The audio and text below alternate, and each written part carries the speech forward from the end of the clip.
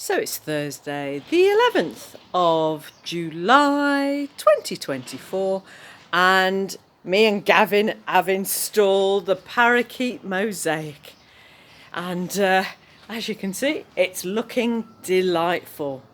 So as you know, it's I used Marmox backer board and had put the fixings in. I've even done a belt and braces by using BAL Max Flex Fibre on the back of it, because this is quite a gravelly kind of stony wall, so it needed some thick tile adhesive behind it.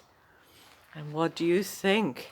It's not the sunniest of summer days, but then this summer hasn't been.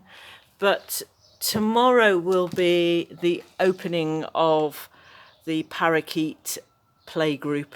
So hopefully we'll have a little bit of sunshine on it. So this is what it's looking like. Oh, the sun's trying to come out. So this is what it looks like today, and I'm really pleased that it properly suits the area. Let me just give you a pan across. Oh, little fluffy bits of like this.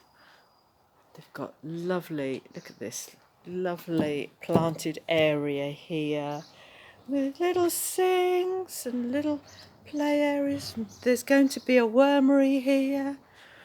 Look at that, so cute. Look at that Wendy house, so cute.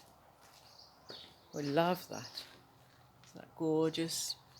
With all the measuring, so it's like a little shop. So sweet. So this is what it looks like so far. I should think there'll be other plans of cleaning and painting. There's going to be more planters along here as well. It used to be a door. And this is at low level because these are under 5, so it'll be eye level for these little munchkins. So how cute is that? And then they'll be able to touchy-feely all the bits and pieces. So be happy with that. It's all very good. Yum, yum, yum. Okay. Caroline Jerrywaller, Mango Mosaics, over and out. See you soon. Bye.